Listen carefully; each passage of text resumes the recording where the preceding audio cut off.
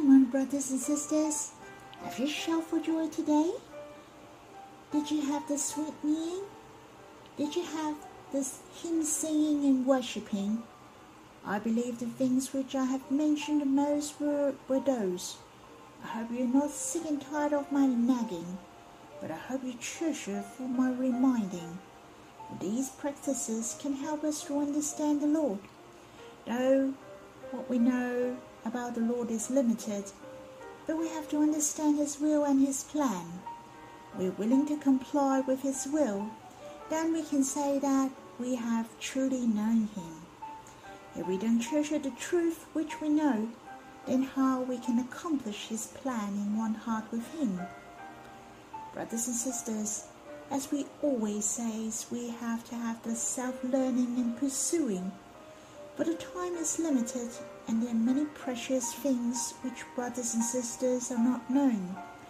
Actually, we have many precious resources, the spiritual books and the message recordings. But all these precious resources are there. The point is, have we took it as our food? Have we spent time on pursuing all these precious resources to embrace the words given by God? Brothers and sisters, remember, we are not just living a close relationship with the Lord, very enjoyable and very sweet. We shall leave Lebanon with the Lord, depart from the peak of Amena, from the peak of Sinai and Hermon, from the dens of lions, from the mountains of leopards. We shall be in one heart with the Lord, to know what is the Lord's most wanted. I hope the Lord raises us up to put the last stone onto the top of the temple. That's the most perfect, loving response to His love. May the Lord bless us.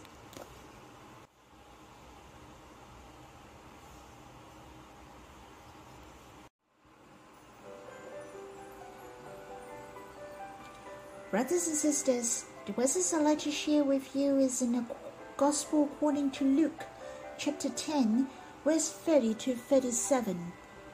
I will only read verse 33, and you can read the rest on your own.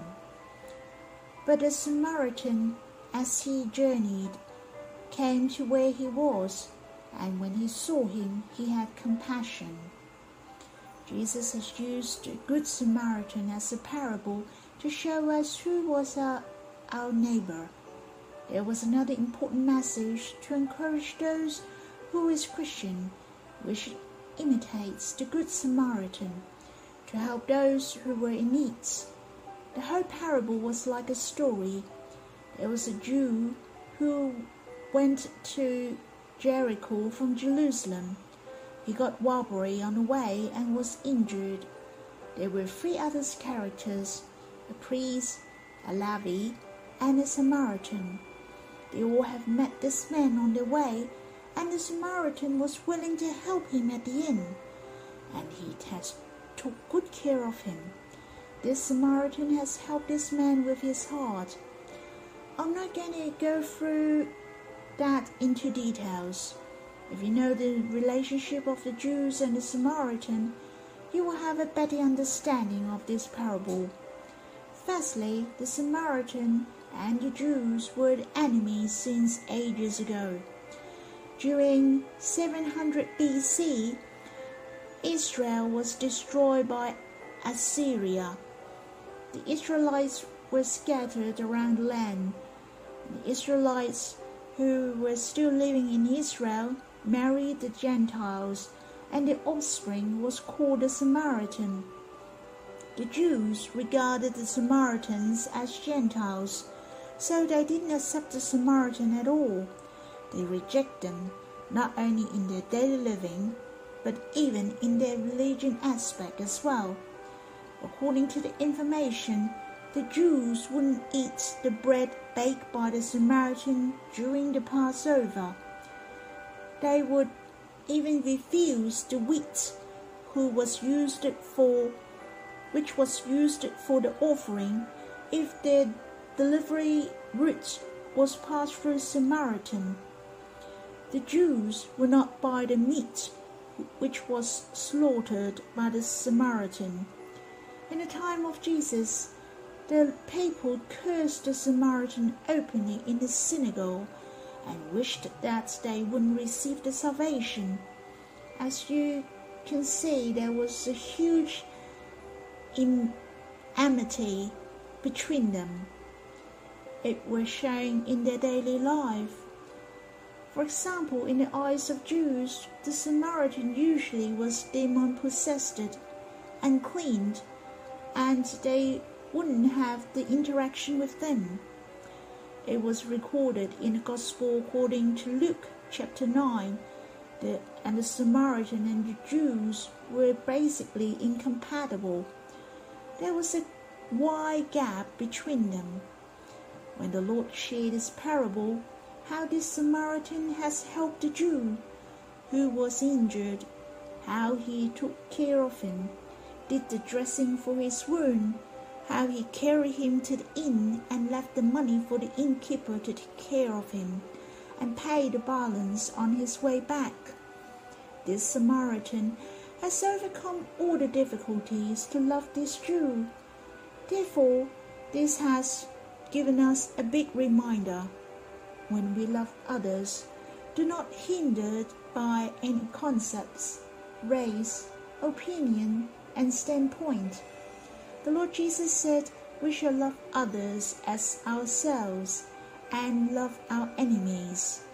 And this Samaritan was the role model whom we should look up to. I'd like to tell you a story.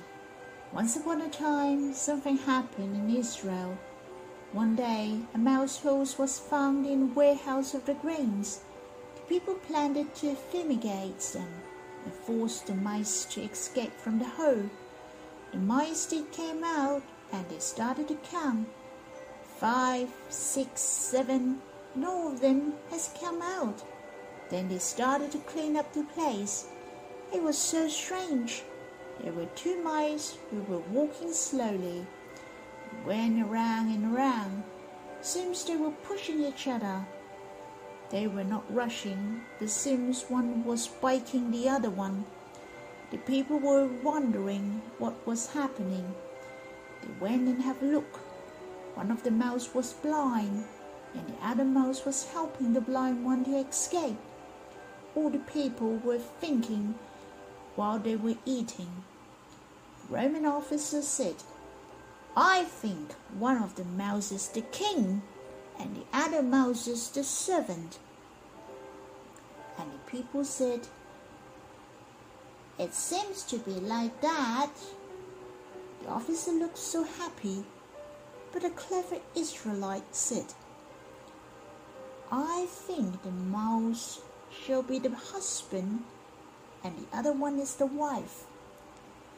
Then the people said, "It sounds pretty right too." And the Israelite looked happy as well. Then a Chinese said, "I think the mouse is the mother and the other one is the son." The people also think this is reasonable and praise this Chinese as well. And there was a silly-looking Samaritan. He was squatting down and said, "Why these 2 mouths has to be related?" All the people were marveled and looking at the Samaritan without any word. Why?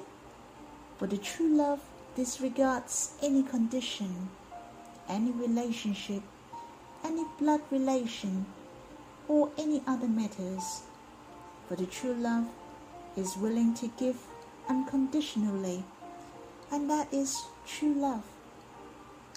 What a meaningful story. Brothers and sisters, I hope we are compelled by the love of the Lord so that we can love anyone around us. May the Lord bless us.